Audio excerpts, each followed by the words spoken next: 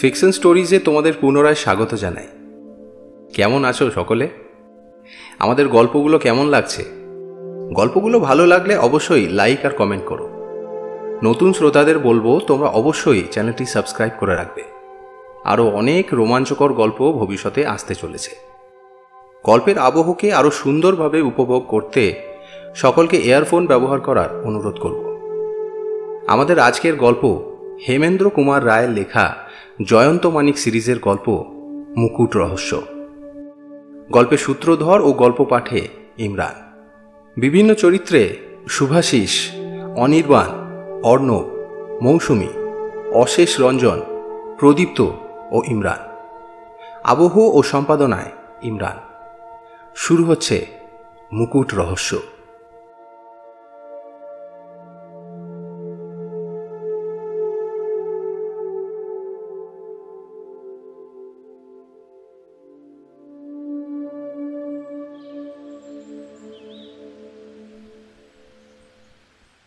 জানালার কাছে দাঁড়িয়েছিলাম। রাস্তার দিকে মুখ বাড়িয়ে বললাম, জয়ন্ত, পথ দিয়ে একটা পাগল যাচ্ছে মনে হচ্ছে। ওর আত্মীয় স্বজন কীরকম লোক কে জানে? এমন মানুষকে কেউ একলা পথে বেরোতে দেয়? জয়ন্ত উঠে এসে পেছন থেকে আমার কাঁধের ওপরে মুখ বাড়িয়ে দেখল। বর্ষাকাল। পরপর কয়েকদিন ধরে প্রবল বর্ষণের পর কাল থেকে বৃষ্টি থেমেছে বটে, কিন্তু আকাশ এখনো মেঘে চাদর মুড়ি দিয়ে আছে। হু হু করে বইছে কনকনে হাওয়া। রাজপথের উপরে পুরু কাদার প্রলেপ। দিনের বেলাতেই সাঁঝের ছায়ার ইঙ্গিত। যে কোনো মুহূর্তে আবার বৃষ্টির পালা শুরু হয়ে যেতে পারে। এই ভয়ে রাজপথ জনশূন্য। তবে দেখা যাচ্ছে কেবল পাগলের মতো দেখতে একটিমাত্র মানুষকে। লোকটির বয়স মোটামুটি বছর 50। হোমরা চমড়া, লম্বা চওড়া চেহারা সহজেই দৃষ্টি আকর্ষণ করে, মনে সম্মান জাগায়। সাজ পোশাকও জমকালো, কিন্তু লোকটির চেহারার সঙ্গে তার চালচলন মোটেই খাপ খাচ্ছিল না। সে দ্রুত বেগে ছুটতে ছুটতে মাঝে মাঝে লাফিয়ে উঠছে, থেকে থেকে 2 হাত ছুঁড়ছে আর মুখভঙ্গি করছে। আমি বললাম, ব্যাপার কি বলো দেখি? ও ঘন ঘন মুখ তুলে বাড়িগুলোর নম্বর দেখছে কেন? জয়ন্ত বলল, আমার বিশ্বাস ও আমাদেরই বাড়ি খুঁজছে। আমাদের বাড়ি? হ্যাঁ, বোধহয় কোনো বিপদে পড়েছে, আমাদের সঙ্গে পরামর্শ করতে আসছে ওই জন্য। ওই দেখো, যা ভেবেছি তাই। সেই মূর্তিটা আমাদের বাড়ির সামনে এসেই থমকে দাঁড়িয়ে পড়ে খুব জোরে জোরে কড়া নাড়া দিতে লাগলো। আমাদের বেয়ারা মধু যখন তাকে উপরে নিয়ে এলো, তখনও সে হাঁফাতে হাঁফাতে বিকৃত মুখভঙ্গি করতে লাগলো বটে, কিন্তু তার স্তম্ভিত চোখ দুটির ভেতরে এমন প্রচণ্ড যাতনা ও নিরাশার ভাব দেখলাম যে আমরা আর হাসতে পারলাম না। আমাদের মন সমবেদনায় ভরে উঠল। খানিকক্ষণ সে কোনো কথাই বলতে পারল না। পাগলের মতো 2 হাতে মাথার চুল ধরে টানাটানি করতে লাগলো। তারপর হঠাৎ দেওয়ালের উপরে ঝাঁপিয়ে পড়ে এত জোরে মাথা ঠুকলো যে আমরা দুজনেই তাড়াতাড়ি তাকে ধরে ঘরের মাঝখানে টেনে আনলাম। জয়ন্ত তাকে একখানা ইজি চেয়ারের ওপর বসিয়ে নিজেও তার পাশে আসন গ্রহণ করল। তারপর শান্ত আর মিষ্টি গলায় বলল, আচ্ছা, আপনি আমাদের কাছে নিজের বিপদের কথা বলতে এসেছেন, তাই নয় কি? বেশ, আগে একটু বিশ্রাম করুন। বিশ্রাম করে তারপর ধীরে সুস্থে বলুন না আপনার কথা, অসুবিধা নেই। লোকটি প্রথমে জোরে জোরে নিঃশ্বাস ফেলতে লাগলো। তারপর নিজেকে কতকটা সামলে নিয়ে রুমাল বের করে কপাল মুছতে মুছতে বলল, আপনারা নিশ্চয়ই আমাকে পাগল বলে মনে করেছেন। দেখুন, বিপদে পড়লে মানুষের মাথা ঠিক থাকে না। আপনার বিপদটা কি আগে বলুন না। ভগবান জানেন আমার বিপদ কি ভয়ানক। বিনা মেঘে এমন বজ্রপাত কল্পনাতেও আনা যায় না। আমার মান সম্ভ্রম সব যেতে বসেছে, তার উপরে সংসারেও দারুণ দুর্ঘটনা উপস্থিত। ঘরে বাইরে আচমকা দুর্ভাগ্যের আক্রমণে আমি যে সত্যই পাগল হয়ে যাইনি, এইটাই হচ্ছে আশ্চর্য। কেবল আমি নই মশাই, আমার দুর্ভাগ্যের অংশগ্রহণ করতে হবে আর একজন দেশবিখ্যাত ব্যক্তিকেও। বুঝতে পেরেছি। আপনার মনের কথা ধীরে সুস্থে খুলে বলুন, দেখি আপনার কোনো উপায় করতে পারি কিনা। আমার নাম মহিমচন্দ্র রায়চৌধুরী। মহাজনী ব্যবসায় আমার কিছু নাম আছে। এ নাম দেশের কে না জানে। বিখ্যাত তার ব্যাংক, দেশ বিদেশে তার শাখা। তার চেয়ে বড় প্রাইভেট ব্যাংক এ দেশে আর নেই। মহিমবাবুর মতো ধনকুবের এমন কি বিপদে পড়েছেন যার জন্য তাকে এমন উদ্ভ্রান্ত অবস্থায় আমাদের কাছে ছুটে আসতে হয়েছে। আমাদের মন বিস্ময়ে আর কৌতূহলে ভরে উঠল। এতক্ষণ পরে যথাসম্ভব প্রকৃতিস্থ হয়ে মহিমবাবু বললেন, মশাই, আমার মামলা এখন পুলিশের হাতে গিয়েছে। পুলিশ কি করবে না করবে জানি না, কিন্তু আপনার উপরে বিশ্বাস আমার অটল। পথের মাঝখানে আমার মোটরও আবার কল বিঘিরে বাদ সাধল, তাই আমি পথ দিয়ে ছুটতে ছুটতে আপনার কাছে এসেছি। এইবার শুনুন আমার বিপদের কথা। আপনারা নিশ্চয়ই জানেন, ব্যাংক কেবল টাকা জমা রাখে না, লেনদেনের কারবারও চালায়। অনেক বড় বড় পরিবার আমাদের কাছে গহনা, মূল্যবান জিনিসপত্র বা জমি বন্ধক রাখেন, বিনিময়ে আমরাও টাকা ধার দিই। কাল সকালে এমন এক ব্যক্তি আমার সঙ্গে সাক্ষাৎ করতে এসেছিলেন, যাকে দেখে আমি অসম্ভব বিস্ময়ে অভিভূত হয়ে গিয়েছিলাম। কেবল বাংলাদেশের নয়, গোটা ভারতবর্ষের লোক তার নাম জানে। এমনকি ইউরোপ আমেরিকাতেও তার নাম অপরিচিত নয়। তার অন্য কোনো পরিচয় আমি দিতে পারবো না, কেবল এইটুকুনি জেনে রাখুন, তিনি একজন মহামান্য মহারাজা। আমার বাড়িতে তার পদার্পণে আমি সম্মানিত হয়েছি। তাকে এই রকম কোনো অভিনন্দন দিতে উদ্যত হলুম, কিন্তু তার আগেই তিনি একেবারে কাজের কথা পেরে বসলেন। বললেন, মহিমবাবু, শুনেছি আপনারা টাকা ধার দেন। বললুম, আজ্ঞে হ্যাঁ, যদি ভালো সিকিউরিটি থাকে। আজকেই আমার 30 লক্ষ টাকার নিতান্ত দরকার। অবশ্য এই টাকার পরিমাণ আমার কাছে তুচ্ছ। আমি আমার বন্ধু বান্ধবদের কাছ থেকে অনায়াসেই এই টাকাটা সংগ্রহ করতে পারি, কিন্তু আসল কথাটা হলো আমি কারো কাছে বাধ্যবাধকতা স্বীকার করতে প্রস্তুত নই। কতদিনের জন্য আপনি টাকা চান? 1 সপ্তাহের জন্য। ঠিক 1 সপ্তাহ বাদেই আমি পুরো টাকাটা আপনাকে সুদে আসলে ফিরিয়ে দেব। কিন্তু আমি তো মহাজন, কিসের বিনিময়ে আমি 30 লক্ষ টাকা দেব সেটাও আমার জানা দরকার। নিশ্চয়, সেজন্য আমি প্রস্তুত হয়েই এসেছি। মহারাজা সঙ্গে করে এনেছিলেন একটি চৌকো মরক্কো কেস। তিনি তার ডালা খুলে আমাকে দেখালেন। ভিতরে নরম মখমলের বিছানায় বসানো আছে এক অপূর্ব বিচিত্র রত্ন মুকুট, নিরেট সোনা দিয়ে তৈরি, এবং তার উপরে আছে মস্ত মস্ত ফিকে নীল 40খানা ফিরোজা। তার সোনার কাজও অসাধারণ।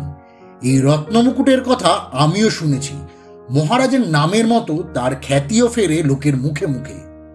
মহারাজা বললেন, যে টাকাটা আমি চাই তার চেয়ে এই মুকুটের দাম 2 গুণ বেশি।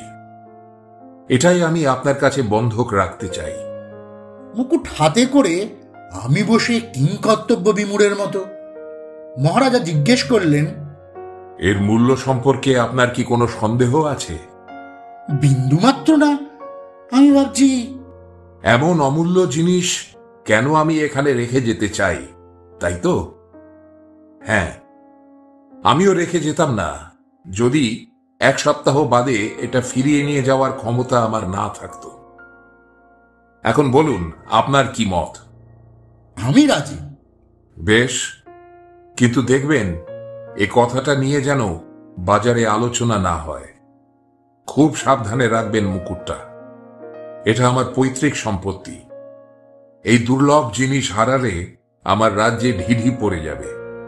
এতে যে ফিরোজাগুলি আছে তার মতো আর একখানা পাথরও সারা পৃথিবী খুঁজলেও পাওয়া যাবে না। সেই দিনই মহারাজার টাকার ব্যবস্থা করে দিলুম, কিন্তু তারপরে পড়ে গেলুম দারুণ দুশ্চিন্তায়। বারবার মনে হতে লাগলো, এত বড় ঝুঁকি ঘাড়ে নিয়ে বড় ভালো কাজ করা হলো না। এ লেনদেনের সঙ্গে আমার কোনো সম্পর্ক না রাখাই উচিত ছিল।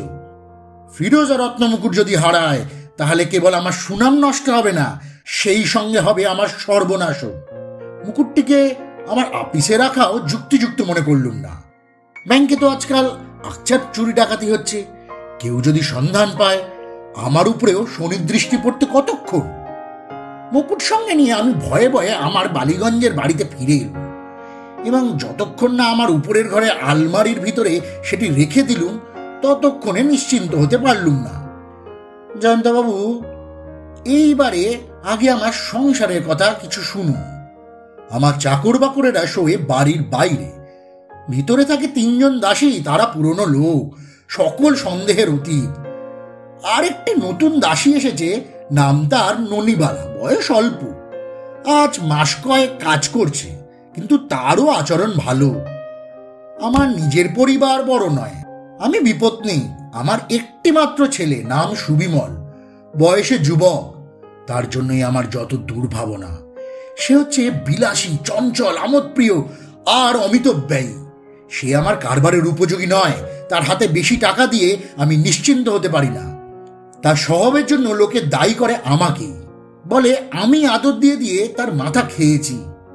হয়তো কথাটা নিতান্ত মিথ্যা নয়। একে সে আমার একমাত্র সন্তান, তার উপরে অল্প বয়সেই মাতৃহারা। তার মুখ শুকনো দেখলে আমার বুক ফেটে যায়। সুবিমলের বন্ধুরা সব সম্ভ্রান্ত পরিবারের নিষ্কর্মা ছেলে। সেও তাদের মতো আমোদ প্রমোদ করতে আর 2 হাতে টাকা ওড়াতে চায়। তাদের এক ক্লাব আছে, সেখানে তাসের জুয়া চলে। ক্লাবে আর ঘোড়দৌড়ের মাঠে সুবিমল যে কত টাকা নষ্ট করেছে তার কোনো হিসাব নেই। আমি তাকে মোটা মাসোহারা দিই, তাতেও তার খরচ কুলোয় না। প্রতি মাসেই আমার কাছ থেকে সে অতিরিক্ত টাকা আদায় করে। মাঝে মাঝে তার সুবুদ্ধি হয় বটে, ওই সব বিপজ্জনক বন্ধুর সম্পর্ক ছাড়বার চেষ্টাও করে, কিন্তু সে চেষ্টা তার সফল হয় না আর একজনের জন্য। নাম তার কুমার মহেন্দ্র নারায়ণ, আমরা কুমার বাহাদুর বলে ডাকি। সে রাজবংশের ছেলে, সুবিমলের চেয়ে বয়সে বড়। অনেক দেশে বেরিয়েছে, অনেক রকম লোকের সঙ্গে মিশেছে, কথা কয় চমৎকার, দেখতেও পরম সুন্দর। সুবিমলের উপরে তার প্রবল প্রভাব, তার কথায় সে ওঠে বসে। কিন্তু তার মতামত স্বাস্থ্যকর নয়। তার ভাবভঙ্গি আমার ভালো লাগে না। সে আমার বাড়িতে যখন তখন আসে। আমাদের অমলাও তাকে পছন্দ করে না। অমলার বয়স বেশি না হলেও লোকের চরিত্র বোঝে। এইবারে অমলার পরিচয় দিই। সে আমার এক পরলোকগত বাল্যবন্ধুর মেয়ে, আমাদেরই স্বজাতি। তার বয়স যখন 8-9 বৎসর, সেই সময় তার পিতা তাকে একান্ত অসহায় অবস্থায় রেখে হঠাৎ মারা পড়েন। আমাকেই অমলার ভার গ্রহণ করতে হয়। সেই থেকেই এই বাড়িতে আমার নিজের মেয়ের মতো লালিত পালিত হয়েছে। আমার এই অন্ধকার বাড়িকে সে আলো করে আছে সোনালি রোদের মতো। একটি শান্ত, নম্র, স্নেহময়ী তরুণী, সে না থাকলে অচল হয়ে পড়ে আমার জীবন। অমলা আমার সব কথা রাখে, কেবল একটি ছাড়া। সুবিমল 2 বার তাকে বিয়ে করতে চেয়েছিল। তাকে সে সত্যি ভালোবাসে, কিন্তু অমলা রাজি হয়নি। আমার দৃঢ় বিশ্বাস একমাত্র সেই সুবিমলকে বিপদ থেকে ফিরিয়ে আনতে পারে। একমাত্র অমলাই পারে জীবনকে নতুনভাবে গড়ে তুলতে। কিন্তু এখন আমার সকল আশা বিফল হয়েছে, আর তা হবার নয়। রাত্রে খাওয়া দাওয়ার পর সুবিমল আর অমলার সঙ্গে গল্প করছিলাম। তাদের ফিরোজা মুকুটের কথা বললাম। পানের ডিবে দিয়ে যাওয়ার জন্য সেই সময় ননিবালা একবার ঘরের ভেতরে এসেছিল। সুবিমল ও অমলা দুজনেই মুকুটটা দেখবার জন্য আগ্রহ প্রকাশ করল, কিন্তু আমি রাজি হলাম না। সুবিমল জিজ্ঞেস করল, মুকুটটা তুমি কোথায় রেখেছো? আমার শোবার ঘরে আলমারিতে। ভগবান করুন আজ রাতে বাড়িতে যেন চোর না আসে। আলমারি চাবি বন্ধ। যে কোনো পুরনো চাবি দিয়ে আলমারি খোলা যায়। ছেলেবেলায় ও আলমারি আমি নিজেই কতবার খুলেছি। কিন্তু ঘরের ভেতরে থাকবো আমি। হ্যাঁ, ঘুমিয়ে। শোবার জন্য ওপরে উঠলাম, সঙ্গে সঙ্গে এলো সুবিমল। মুখ তার গম্ভীর। আমার শোবার ঘরে ঢুকে বললে, বাবা, আমাকে 2000 টাকা দিতে পারবে? আমি বললাম, অসম্ভব, তোমাকে যথেষ্ট টাকা দেয়া হয়েছে। জানি বাবা, এজন্য আমার কোনো অভিযোগ নেই, কিন্তু 2000 টাকার আমার নিতান্তই দরকার। টাকা না পেলে ক্লাবে যে আমি আর মুখ দেখাতে পারবো না। তোমার পক্ষে সেটা হবে শাপে বর। কিন্তু সবাই বলবে আমি জোচ্চোর। সে অপমান আমি সইতে পারবো না। যেমন করে পারি এর ঋণ আমাকে শোধ করতেই হবে। আমি ক্রুদ্ধ স্বরে বললাম, এই মাসেই আরো 2 বার তুমি আমার কাছ থেকে উপরি টাকা আদায় করেছো, আমার কাছ থেকে আর একটা কানা করিও প্রত্যাশা করো না। সে আর কিছু বলল না, মাথা হেট করে বাইরে বেরিয়ে গেল। সে রাত্রে আমি অতিরিক্ত সতর্কতা অবলম্বন করলাম। নিচের সব দরজা ভালো করে বন্ধ কিনা দেখবার জন্য আবার একতলায় নামলাম। সিঁড়ি দিয়ে নেমে বৈঠকখানায় ঢুকতে দেখি অমলা ওই দিককার একটা দরজা বন্ধ করে দিচ্ছে। সে বলল, কাকাবাবু, আপনি কি আজ রাত্রে ননিবালাকে বাইরে যাবার ছুটি দিয়েছিলেন? বললাম, না। এইমাত্র সে বাইরে থেকে ফিরে এলো। এসব ভালো কথা নয়। বেশ, কাল সকালে আমি নিজেই তাকে সাবধান করে দেব। বাড়ির সব দরজা বন্ধ আছে তো? হ্যাঁ কাকাবাবু। আমার ঘুম খুব গাঢ় হয় না, বিশেষত কাল রাত্রে আমার মনটা উদ্বিগ্ন ছিল বলে ভালো করে ঘুম হয়নি। গভীর রাত্রে হঠাৎ কি একটা শব্দে আমি জেগে উঠলাম। কান পেতে শুনতে লাগলাম। মনে হলো বাড়ির কোথায় কে যেন একটা দরজা বন্ধ করে দিল। তারপর শুনলাম পাশের ঘরে কে যেন সন্তর্পণে পা ফেলে চলে বেড়াচ্ছে। এখানে বলে রাখা উচিত, ঘুমোবার আগে শোবার ঘরের দরজা বন্ধ করার অভ্যাস আমার ছিল না। তখনই খাট থেকে নেমে পড়লাম। দরজার পাল্লা একটু ফাঁক করে দেখলাম পাশের ঘরে আলো জ্বলছে, আর সেখানে দাঁড়িয়ে রয়েছে সুবিমল। তার গায়ে গেঞ্জি, পায়ে জুতো নেই, আর হাতে রয়েছে সেই ফিরোজা মুকুট। সে মুকুটটা সজোরে মুচড়ে বা নুয়ে ফেলবার চেষ্টা করছিল। এক ক্লাপে পাশের ঘরে গিয়ে তাকে কাঁপতে কাঁপতে আমি চেঁচিয়ে উঠলাম, সুবিমল, চোর দুরাত্মা! আমার চিৎকার শুনে সে চমকে উঠল। তার হাত থেকে খসে মুকুটটা মাটির উপরে পড়ে গেল সশব্দে। তাড়াতাড়ি আমি সেটাকে তুলে নিয়ে দেখলুম 3 খণ্ড ফিরোজা অদৃশ্য, তার একটা প্রান্ত ভাঙা। বিবর্ণ মুখে আড়ষ্ট হয়ে দাঁড়িয়েছিল সুবিমল। আমি চেঁচিয়ে বললাম, বদমাইশ, তুই এটা ভেঙে ফেলেছিস, আমার মান সম্মান ধুলায় উঠিয়ে দিয়েছিস। কোথায় গেল আর 3খানা পাথর?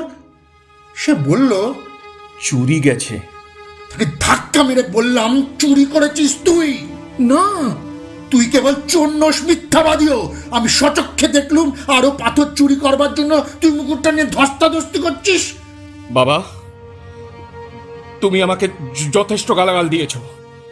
এরপর এই বিষয়ে আমি আর কোনো কথা বলবো না।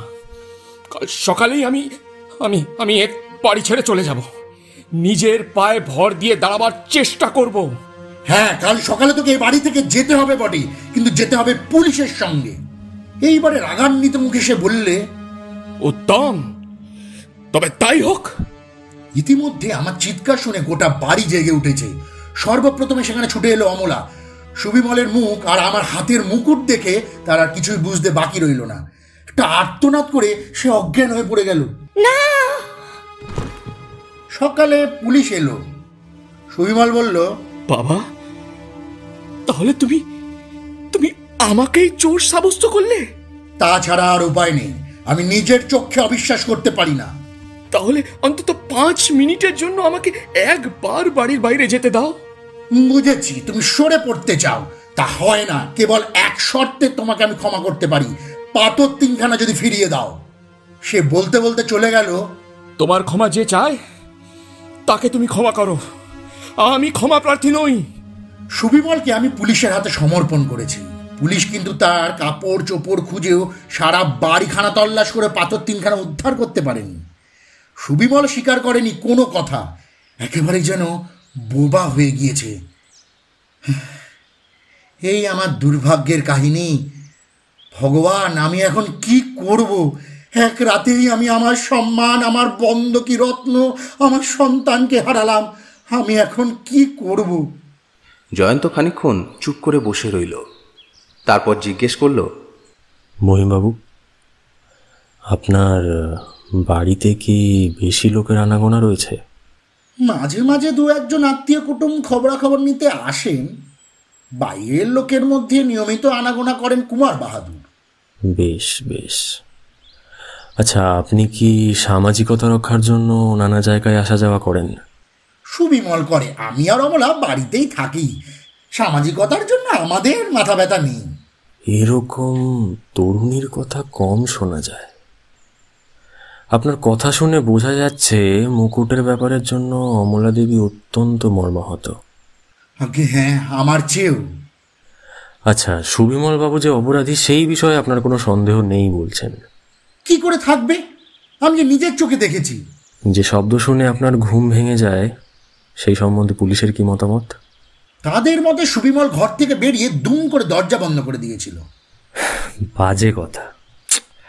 চোর কখনো পাড়া জাগিয়ে চুরি করে শুনেছেন কখনো? শব্দ হয়েছে অন্য কারণে, এই বিষয়ে আমি নিশ্চিত। কারণটা কি? আমি তা জানি না। মহিমবাবু, মামলাটা আপনি সহজ মনে করছেন, কিন্তু আমার মতে এটা তো জটিল মামলা। আপনি অনুমান করেছেন আপনার ছেলে নিজের ঘরের দরজা সশব্দে ভেজিয়ে আপনার ঘুম ভাঙিয়ে দিয়েছেন। তাহলে তিনি মুকুটটা কখন চুরি করলেন? আর এই অল্প সময়ের মধ্যে পাথর 3খানা লুকিয়েই বা রাখলেন কোথায়? না না, এই ঘটনার মধ্যে অন্য কোনো রহস্য আছে।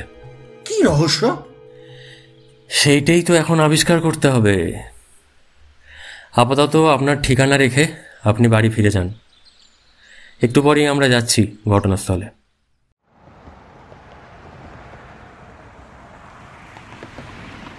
বড় রাস্তা থেকে একটু তফাতে মহিমবাবুর মস্ত বাড়ি। সামনে খানিকটা খোলা জমি, ডান দিকে একটি ছোট কাঁচা রাস্তা। বাড়ির দুটো ফটক, একটি বড় এবং একটি ছোট। বড় ফটকটি বাড়ির সামনের দিকে এবং দ্বিতীয়টিকে বলা চলে খিড়কির ফটক। তার ভেতর থেকে বেরিয়ে এলে ব্যবহার করতে হয় কাঁচা রাস্তাটি। বড় ফটকের সামনে দাঁড়িয়ে আমাদের জন্য অপেক্ষা করছিলেন স্বয়ং মহিমবাবু। জয়ন্ত বলল, মানিক, তুমি খানিকক্ষণ মহিমবাবুর সঙ্গে আলাপ করো।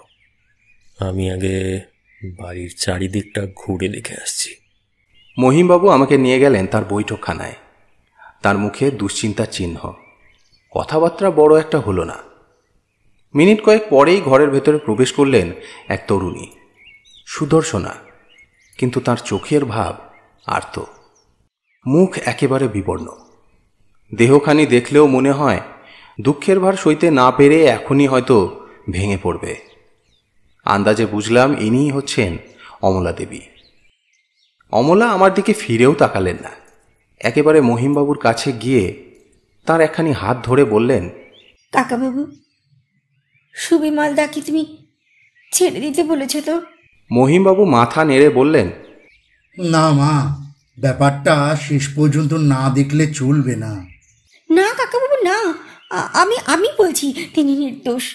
তাহলে অপরাধী কে? আমি জানি না, কিন্তু সুবিমলদা পুলিশের হাতে এই কথা কল্পনা করা যায় না কাকাবাবু। সুবিমলকে তুমি ভালোবাসো, তাই আমার অবস্থা তুমি বুঝতে পারছো না। কেবল পুলিশ নয়, আমি আর এক ভদ্রলোককেও মামলাটা তদারক করবার জন্য নিয়ে এসেছি। অমলা আমার দিকে ফিরে জিজ্ঞেস করলেন, এই ভদ্রলোক? না না, ওর বন্ধু। আমি তাকে কাঁচা রাস্তার ভেতরে ঢুকতে দেখেছি। অমলা ভ্রু কুঁচকে বললেন, কাঁচা রাস্তায়? সেখানে বাবার কি আছে? ওই ওই যে আরেক ভদ্রলোক আসছেন কাকাবাবু, উনি কি তিনি? হ্যাঁ মা। জয়ন্ত ঘরে ঢুকে পাপোশের উপর পা ঘষে জুতোর কাদা তুলে ফেলতে লাগলো। অমলা তার কাছে গিয়ে বললেন, আমার সুবিমলদা নিশ্চয়ই এ কাজ করেননি, কি বলেন? জয়ন্ত হাসি মুখে বলল, আপনার কথা সত্যি হলে সুখী হব। আপনি বুঝি অমলা দেবী? আপনাকে 2-1টা প্রশ্ন করব? নিশ্চয়ই। গেল রাত্রে আপনি কোনো শব্দ শোনেননি? কিছু না, কাকাবাবুর গলা শুনে আমি ঘর থেকে বেরিয়ে এসেছিলাম। কাল রাত্রে বাড়ির সব দরজা ভিতর থেকে বন্ধ ছিল? হ্যাঁ। আজ সকালেও কোনো দরজা খোলা ছিল না? না। আপনাদের নতুন দাসী রাত্রে বাড়ির বাইরে গিয়েছিল? হ্যাঁ, কাকাবাবু আমাদের কাছে যখন মুকুটের কথা বলছিলেন তখন সে ঘরের ভেতরে পানের ডিবি দিতে এসেছিল। তাহলে আপনার সন্দেহ হচ্ছে ননিবালা মুকুটের খবর বাইরের অন্য কাউকে দিতে গিয়েছিল? মহিমবাবু অধীর স্বরে বলে উঠলেন, এসব প্রশ্নের মানে হয় না। আমি নিজে দেখেছি মুকুট ছিল সুবিমলের হাতে। একটু অপেক্ষা করুন মহিমবাবু, ওসব কথা পরে হবে। অমূল্যা দেবী, আপনি ননিওয়ালাকে খিড়কির ফটক দিয়ে ফিরে আসতে দেখেছেন? হ্যাঁ হ্যাঁ, ফটকের বাইরে ছায়ার মতো একটা লোককেও দাঁড়িয়ে থাকতে দেখেছি। সে কে হতে পারে? কাঙালিচরণ, এ পাড়ার মুদির ছেলে, নাম কাঙালিচরণ। ননিওয়ালাকে বিয়ে করতে চায়। সে বোধহয় ফটকের বাঁ পাশে দাঁড়িয়ে ছিল, তাই না? হ্যাঁ। তার একটা পা কাঠের। অমলার মুখে ফুটে উঠল ভয় আর বিস্ময়। সে বলল, কি আশ্চর্য! আপনি কি মায়াবী? এই কথা কেমন করে জানলেন? অমলাকে কোনো উত্তর না দিয়ে জয়ন্ত ফিরে দাঁড়িয়ে বলল, মহিমবাবু, এইবারে আমি আপনার শোবার ঘরটা দেখতে চাই। না, আর একটা কথা, এই বৈঠকখানায় দেখছি 3টে দরজা রয়েছে। যে দরজা দিয়ে আমি ঢুকলুম ওটা দিয়ে বাইরের লোক এখানে আসে। আচ্ছা, দ্বিতীয় দরজা দিয়ে কোথায় যাওয়া যায়? বাড়ির ভিতর মহলে। আর ওই দরজাটা? ওটা দিয়ে বাগান পেরিয়ে খিড়কির ফটকের দিকে যাওয়া যায়। জয়ন্ত সেদিকে এগিয়ে গেল। পকেট থেকে আতস কাঁচখানা বের করে দরজার চৌকাঠের তলাটা অল্পক্ষণ পরীক্ষা করল। তারপর বলল, হ্যাঁ, হয়ে গেছে, এইবারে উপরে চলুন। মহিমবাবুর শোবার ঘরটি মাঝারি। একখানি খাট, একটি ড্রেসিং টেবিল, একটি আলমারি ও খান 2 চেয়ার ছাড়া সেখানে আর কোনো আসবাব নেই। জয়ন্ত বলল, মুকুট কি ওই আলমারিতে? মহিমবাবুর কাছ থেকে চাবি নিয়ে আলমারি খুলে জয়ন্ত বলল, এ কি, খোলবার সময় তো কোনো শব্দই হচ্ছে না। এই জন্যই আপনার ঘুম ভাঙেনি। জয়ন্ত মরক্কো কেসের ভেতর থেকে মুকুটটি বের করে বিছানার ওপর রাখল। সে এক অপরূপ সৌন্দর্যের ঐশ্বর্য। তার দিকে তাকালেও যেন চোখ জুড়িয়ে যায়। শুধু অপূর্ব ফিরোজাগুলি দৃষ্টিকে আকৃষ্ট করে তা নয়, যে স্বর্ণকার এই মুকুটটি গড়েছে নিশ্চয়ই সে একজন উঁচু দরের শিল্পী। জয়ন্ত বলল, মহিমবাবু, দেখুন তো, মুকুটের এই প্রান্তটা একটুখানি ভেঙে গেছে না? এই আপনি আরো একটু ভেঙে ফেলতে পারেন।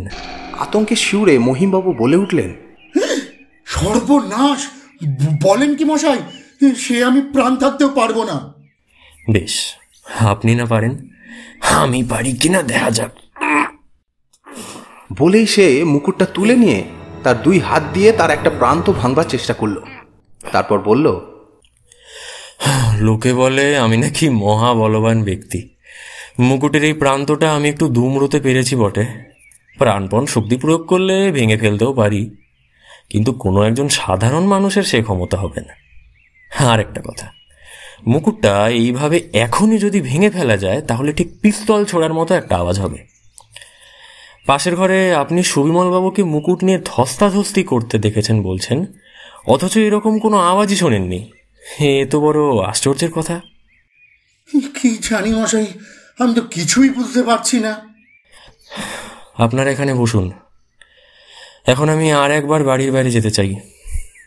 এই বলে জয়ন্ত প্রস্থান করল এবং ঘণ্টাখানেক পরে ফিরে এসে বলল, এখানে যা যা দেখবার সব আমি দেখে নিয়েছি, এইবারে বাড়ি ফিরব। কিন্তু আমার রত্ন 3খানা কোথায়? তা আমি বলতে পারবো না। হাত কচলাতে কচলাতে মহিমবাবু বললেন, বেশ বুঝতে পারছি, আমার ভাঙা কপাল আর জোড়া লাগবে না। আমার সুবিমলদাকে রক্ষা করুন। রক্ষাকর্তা ভগবান আমি নই মহিমবাবু, আমি পেশাদার গোয়েন্দা নই, কাজ করি ওই শখের খাতিরে। আমি পারিশ্রমিক নেব না বটে, তবে চোরাই পাথর 3খানা ফিরে পেতে হলে আপনাকে কিছু অর্থ ব্যয় করলেও করতে হতে পারে। ভগবানকে ধন্যবাদ। তাহলে সেগুলো ফিরে পাওয়ার সম্ভাবনা আছে? বলুন, আমাকে কত টাকা দিতে হবে? আন্দাজে তাও আজ বলতে পারছি না। কাল সকালে 10টার সময় দয়া করে একবার আমার বাড়িতে যাবেন। আশা করি সেই সময় আপনাকে আলোকিত করতে পারবো। এসো মানিক। বেশ বুঝলাম জয়ন্ত কিছু একটা সাব্যস্ত করে ফেলেছে। আমি কিন্তু এখনো অন্ধের মতো গোলক ধাঁধার মধ্যেই পথ হাতড়ে বেড়াচ্ছি। বাড়িতে ফেরবার মুখে জয়ন্তকে বার কয়েক জাগ্রত করবার চেষ্টা করে দেখলাম, যদি সে পথ নির্দেশ করতে পারে। কিন্তু আমার সকল চেষ্টাই ব্যর্থ হলো। সে যেন শিলা মূর্তির মতোই মৌন। বাড়িতে এসে জয়ন্ত নিজের ঘরের ভেতরে প্রবেশ করল। আধ ঘন্টা পরে সে যখন আবার বেরিয়ে এলো, তখন একেবারে বদলে গেছে তার চেহারা। চুলগুলো উস্কো খুস্কো, রুক্ষ, বাঁ গালে একটা আব, কানে গোঁজা একটা বিড়ি, গায়ে আধ ময়লা একটা কাপড়, পরনে রঙিন ছিটের লুঙ্গি, পায়ে বাটা কোম্পানির ছেঁড়া ও কাদা মাখা রবারের জুতো। 1 নম্বরের ভবঘুরের মূর্তি। অবাক হয়ে তার দিকে তাকিয়ে রইলাম। জয়ন্ত হাসতে হাসতে বলল, এইরকম একটা লোকের মুখে কি রকম গান মানায় বলো তো? এই গানটা চলবে নাকি? বলেই গুনগুন করে প্রথম 2 লাইন গাইল। ও আমার কমলাল বুব্রান, সিলেটেতে জন্ম তোমার বেলে ঘাটায় স্থান। তাই এই বেশে কোথায় যাচ্ছ হে? আমি তো কিছুই বুঝতে পারছি না। ভবঘুরেরা যেখানে যায় রাস্তায়। মধু, ও মধুসূদন। ডাক শুনে মধুর আবির্ভাব হলো। সারা দিনটাই হয়তো পথে পথে টোটো করে ঘুরে মরতে হবে, কিন্তু উদর দেশ তো ততক্ষণ শূন্য থাকতে রাজি হবে না। না, এই যে মধুবাবু, চটপট কয়েকটা চিকেন স্যান্ডউইচ বানিয়ে কাগজে মুড়ে দিয়ে যাও, আর কয়েকটা শসা আর অল্প বিট নুন দিও। জয়ন্ত বেরিয়ে গেল এবং ফিরে এলো বিকেল 5টার সময়। হাতে তার ঝুলছে দড়ি দিয়ে বাঁধা একজোড়া পুরনো লপেটা জুতো, মুখ তার হাসি খুশি। আমি তখন চা পান করতে বসেছি। জয়ন্ত আমার সঙ্গে যোগ দিল, বলল,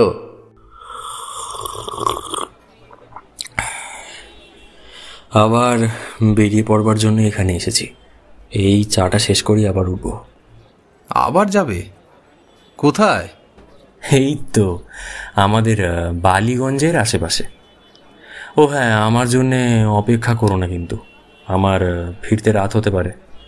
খবর আশাপ্রদ তো? মন্দ নয়। আসলে অভিযোগ করবার কিছুই নেই। দুপুরে মহিমবাবুদের পাড়াতেও গিয়েছিলাম, কিন্তু তার বাড়িতে ঢুকিনি। ভারী মনের মতোই মামলা পেয়েছিও। কাজ করে খুশি আছি। কিন্তু যাই হোক, এখন আমার গাল গল্প করবার সময় নেই। এখনই তো আবার সম্ভ্রান্ত সমাজে প্রবেশ করবার জন্য বেশভূষা পরিবর্তন করতে হবে। জয়ন্তর হাসি মুখ, নৃত্যশীল চোখ আর স্ফূর্তি ভরা হাবভাব দেখে বেশ বোঝা গেল মামলাটার সুরাহা হতে আর দেরি নেই। সে স্নান করে জামা কাপড় বদলে আবার বেরিয়ে গেল ভদ্রবেশে। তারপর মধ্যরাত্রি পর্যন্ত অপেক্ষা করেও যখন তার কোনো সাড়া পেলাম না, তখন আমি শুতে চলে গেলাম। এমনি তার স্বভাব, কখনো কখনো সে দিনের পর দিন অনুপস্থিত থাকে, সুতরাং তার জন্যে আমার কোনোই দুর্ভাবনা হলো না। কত রাত্রে সে ফিরে এসেছে জানি না, কিন্তু সকালবেলায় চায়ের আসরে এসে দেখি টেবিলের সামনে পেয়ালা হাতে করে বসে রয়েছে জয়ন্ত। একেবারে ফিটফাট তাজা চেহারা। জয়ন্ত বলল, আরে মানিক বাবু যে, খবরের কাগজটা একটু পড়ে শোনান না। কাগজ পড়তে পড়তে বাজলো বেলা 10টা। জয়ন্ত বলল, মহিমবাবুর আসবার সময় হয়েছে এইবার। সদর দরজার সামনে একখানা মোটর গাড়ি দাঁড়ানোর শব্দ হলো। অবিলম্বে মহিমবাবুর প্রবেশ। এক রাত্রেই তার মূর্তির পরিবর্তন দেখে আমি চমকে গেলাম। তার মাথার চুলে যেন আরও বেশি পাক ধরেছে, চোখ গাল বসা বসা, দেহ একেবারে যেন ভেঙে পড়তে চায়। তাড়াতাড়ি তার দিকে একখানা চেয়ার এগিয়ে দিলাম। অতি পরিশ্রান্তের মতো তিনি ধপাস করে বসে পড়লেন। থেমে থেমে ভাঙা ভাঙা গলায় তিনি বলে উঠলেন, কি পাপ করেছি যে এত দায়ে ঠেকছি। 2 দিন আগেও আমার সুখের সীমা ছিল না, আর আজ আমি দুনিয়ায় একা, আমার সম্মান পর্যন্ত নেই। এক দুর্ভাগ্যের পর আসছে আর এক দুর্ভাগ্য। জানেন জয়ন্তবাবু, অমলা আমাকে ত্যাগ করে চলে গিয়েছে। চলে গিয়েছে? হ্যাঁ, আজ সকালে উঠে দেখি ঘর তার খালি, বিছানাতেও সে শোয়নি। টেবিলের ওপর রয়েছে তার হাতে লেখা একখানা চিঠি। কাল রাত্রে তাকে বলেছিলুম সে যদি আমার ছেলেকে বিবাহ করত তাহলে এমন দুর্ঘটনা ঘটতো না। এ কথা রাগ করে বলিনি, মনের দুঃখে বলেছিলাম। হয়তো বলা আমার উচিত হয়নি, কিন্তু কথাটা তার প্রাণে গিয়ে বেজেছে, কারণ চিঠিতে সে লিখেছে, পূজনীয় কাকাবাবু, আমার মনে হচ্ছে এই দুর্ঘটনার জন্যে আমি দায়ী। আপনাদের কথা শুনলে কারোকে আজ দুর্ভাগ্যের ভার সামলাতে হতো না। এরপরেও কোন মুখে আর আপনাদের আশ্রয়ে বাস করি।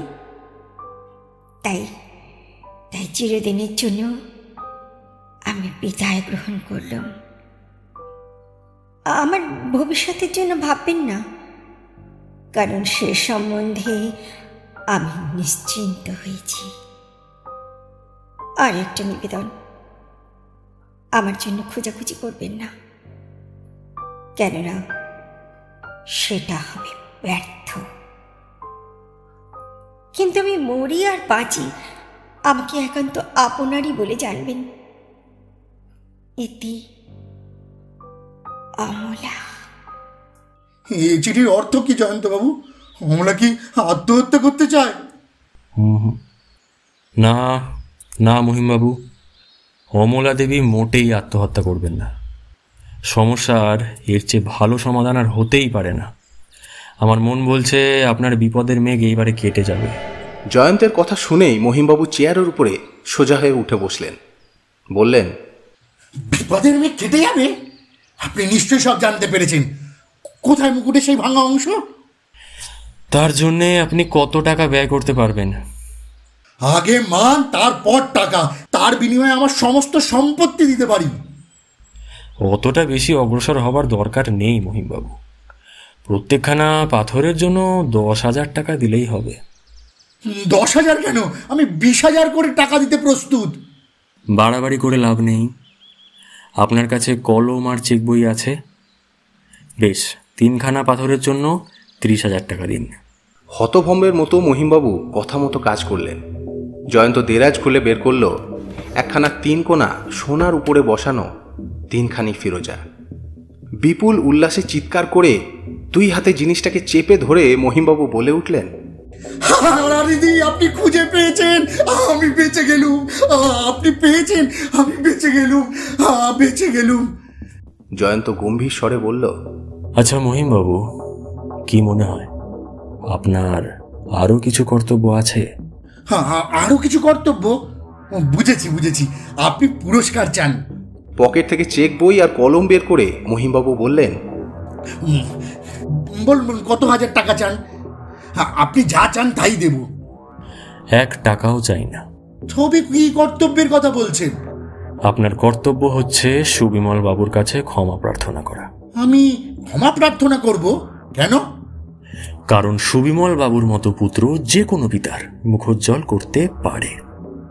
আপনি কি বলছেন? ঠিক কথাই বলছি। তবে কি পাথর 3খানা সে চুরি করেনি? না, তিনি নিরপরাধ। বলেন কি? এ বিষয়ে আপনি কি নিশ্চিত? একেবারে নিশ্চিত। তাহলে এখনই আমি থানায় গিয়ে এই সুসংবাদটা তাকে দিয়ে আসছি। এ সংবাদ তার জানতে বাকি নেই, কারণ আমি নিজেই তার সঙ্গে দেখা করেছিলাম কাল। তিনি যখন কিছুতেই আসল ব্যাপার ভাঙতে রাজি হলেন না, তখন আমি যা অনুমান করেছিলাম সেইটাই তাকে খুলে বলেছি। তারপর তাকে স্বীকার করতে হলো যে আমার অনুমানই সত্যি। সবই যে অদ্ভুত রহস্য বলে মনে হচ্ছে। ভগবানের দোহাই, সব কথা খুলে বলুন। হ্যাঁ, বলবো বই কি। পায়ে পায়ে কেমন করে আমি অগ্রসর হয়েছি তাও আপনাকে বলবো, কিন্তু তার আগে আর একটা কথা শুনুন।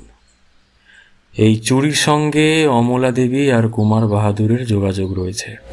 এমন কথা মুখেও আনবেন না। আমার অমলা অসম্ভব। দুঃখের বিষয়, অসম্ভবই হয়েছে সম্ভবপর। এই কুমার বাহাদুর হচ্ছে এক নিঃস্ব বড় ঘরের ছেলে, সর্বহারা জুয়ারি। তার না আছে হৃদয়, না আছে বিবেক বুদ্ধি। তার চরিত্র যে কতখানি জঘন্য আপনি বা সুবিমল বাবু কেউই তা জানেন না। অমলা দেবী তো সংসারে অনভিজ্ঞ তরুণী, তিনি তার স্বরূপ বুঝবেন কি করে?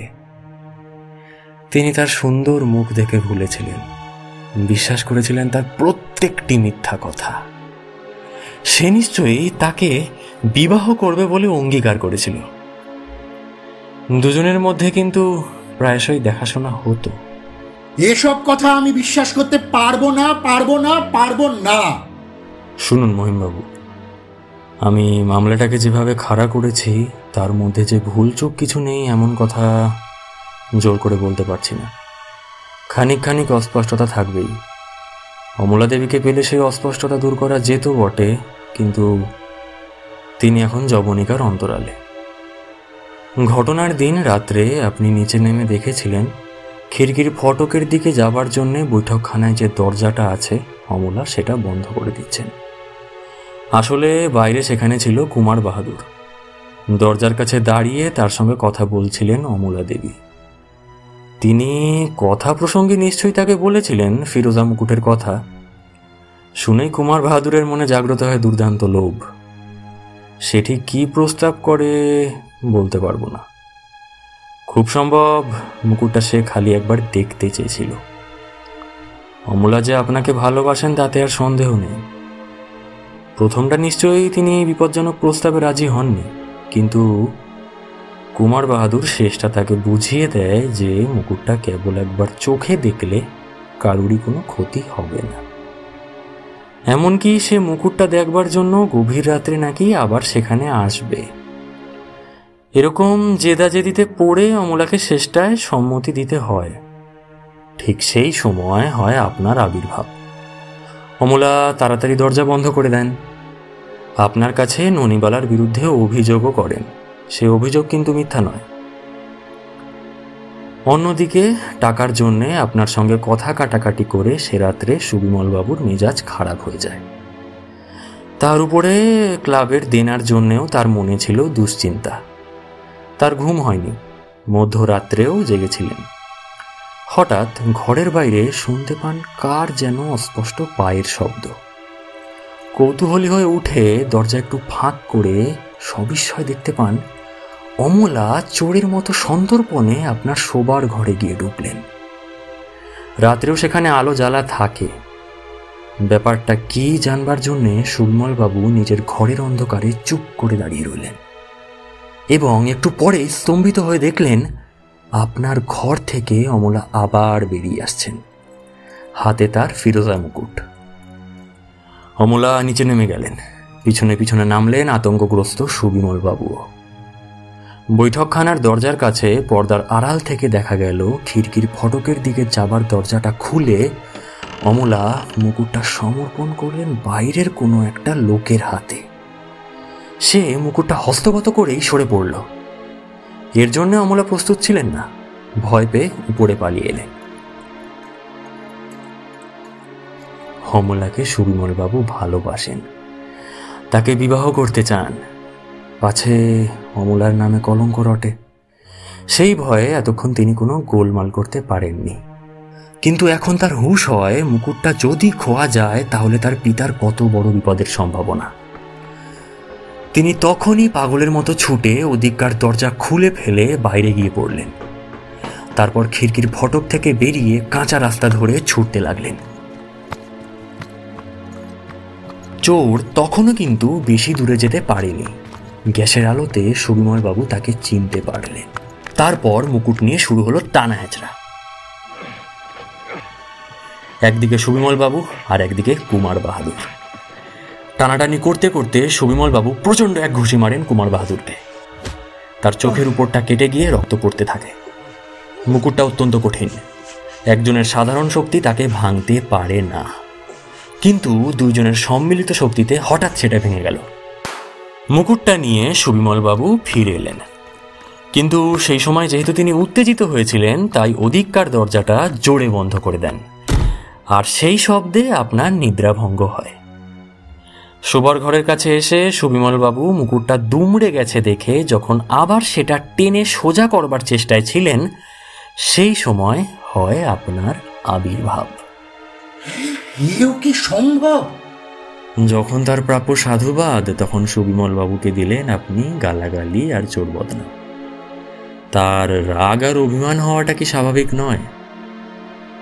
তার উপরে তিনি যাকে অত্যন্ত ভালোবাসেন সেই অমলাকে না জড়িয়ে তার পক্ষে কোনো কথাই বলা সম্ভব ছিল না। এই জন্যই তিনি করেছিলেন মৌনাবলম্বন।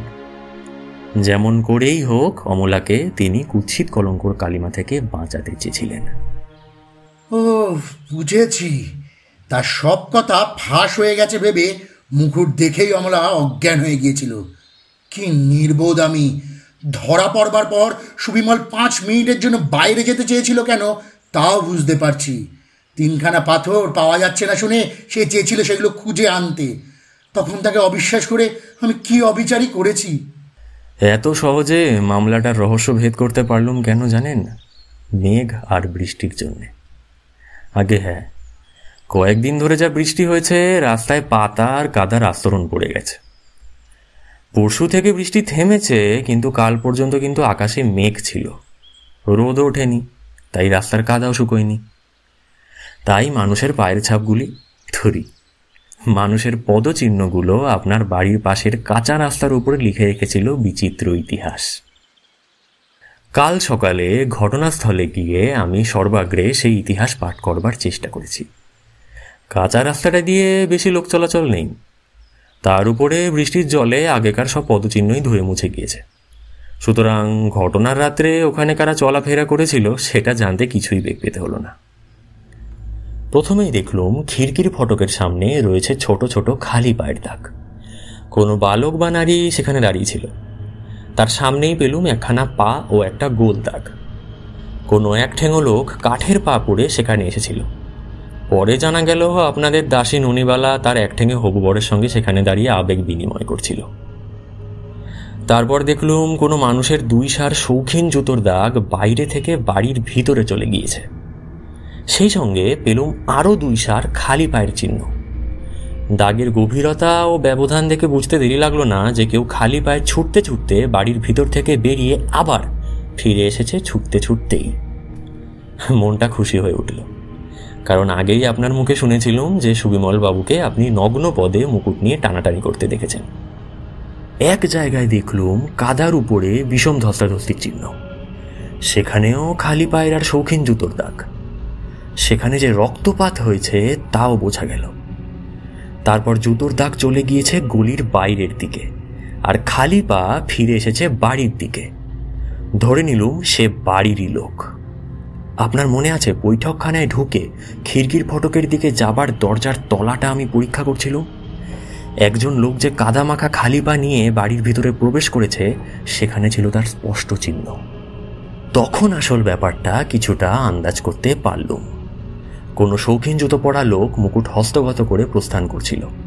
সুবিমলবাবু দেখতে পেয়ে তার অনুসরণ করেন, তার সঙ্গে ধস্তাধস্তি করে মুকুট ছিনিয়ে নিয়ে আবার বাড়ির ভিতরে ফিরে আসেন। চোরকে নিশ্চয়ই বাড়ির কোনো লোক সাহায্য করেছিল। বাড়ির ভিতরে ছিল কেবল দাসীরা আর অমলা, কিন্তু দাসীদের মুখ চেয়ে সুবিমলবাবু নিশ্চয়ই অপরাধের বোঝা নিজের মাথায় তুলে নেবেন না। বাকি রইলেন কেবল অমলা দেবী। সুবিমলবাবু তাকে ভালোবাসেন, তার মান রক্ষার জন্যে তিনি সব করতে পারেন না। অতএব প্রথমে অসম্ভব মনে হলেও আমি সন্দেহ করলুম অমলাকেই। তার উপরে রাত্রে আপনি তাকে বৈঠকখানায় বাগানে যাবার দরজার কাছে দাঁড়িয়ে থাকতে দেখেছেন, এবং মুকুট দেখেই তিনি ভয়ে আর্তনাদ করে অজ্ঞান হয়ে গিয়েছিলেন। এখন শৌখিন জুতো পরা লোকটা কে হতে পারে? এ বাড়িতে কুমার বাহাদুর হামেশাই আনাগোনা করে। তার নাম যদিও বা আগেই শুনেছিলুম, সে হচ্ছে অত্যন্ত খুব বিখ্যাত ব্যক্তি। ভবঘুরে সেজে তার চাকরের সঙ্গে আলাপ জমিয়ে ফেললুম। শুনলুম তার মনিব আগের রাতে আহত অবস্থায় বাড়ি ফিরেছে। নিজের ছেঁড়া জুতোখানা দেখিয়ে 8 আনা পয়সা দাম দিয়ে তার কাছ থেকে কুমার বাহাদুরের একজোড়া পুরনো ফেলে দেওয়া লপেটা কিনে আনলুম। তারপর আর কি, আপনার বাড়ির পাশের কাঁচা রাস্তায় এসে সেই শৌখিন জুতোর দাগের সঙ্গে লপেটা জোড়া মিলিয়ে দেখলুম। অবিকল মিলে গেল। ব্যাস, আর কিছু বুঝতে বাকি রইল না। এরপরেই আবার পোশাক বদলে কুমার বাহাদুরের সঙ্গে দেখা করলুম। আমি জানি এই কেলেঙ্কারি আপনি চাপা দিতে চান, তাই পুলিশের সাহায্য গ্রহণ করলুম না। সে প্রথমটা সবই উড়িয়ে দিতে চাইল। তারপর আমি যখন তার বিরুদ্ধে সমস্ত প্রমাণ একে একে উল্লেখ করলুম, সে মার মুখো হয়ে লাঠি নিয়ে তেড়ে এলো। আমিও বার করলুম আমার রিভলভার। তখন সে কতকটা শান্ত হলো। আমি বললুম, পাথর 3খানা ফিরিয়ে দাও, আমরা 30,000 টাকা দিতে প্রস্তুত আছি। সে বললে, হায় হায়, আমি যে মোটে 5,000 টাকায় 3খানা পাথরই বেঁচে ফেলেছি। তারপর তার কাছ থেকে সেই চোরাই মালের কারবারির ঠিকানা আদায় করলুম। তাকে অনেক বুঝিয়ে সুঝিয়ে 30,000 টাকার বিনিময়ে আপনার রত্ন উদ্ধার করে এনেছি। মহিমবাবু উচ্ছ্বসিত হয়ে বলে উঠলেন, উফ, ধন্যবাদ জয়ন্তবাবু, অসংখ্য ধন্যবাদ। আপনার ঋণ জীবনে শোধ করতে পারবো না। আপনার ক্ষমতা জাদুকরের মতো। শুনছিলে হেমেন্দ্র কুমার রায়ের লেখা মুকুট রহস্য। জয়ন্তের চরিত্রে শুভাশিস, মানিকের চরিত্রে ইমরান, মহিমবাবুর চরিত্রে অনির্বাণ, মহারাজার চরিত্রে অর্ণব, অমলার চরিত্রে মৌসুমী, সুবিমলের চরিত্রে অশেষ রঞ্জন এবং কুমার বাহাদুরের চরিত্রে প্রদীপ্ত। আবহ ও সম্পাদনায় ইমরান। শুনতে থাকো ফিকশন স্টোরিজ।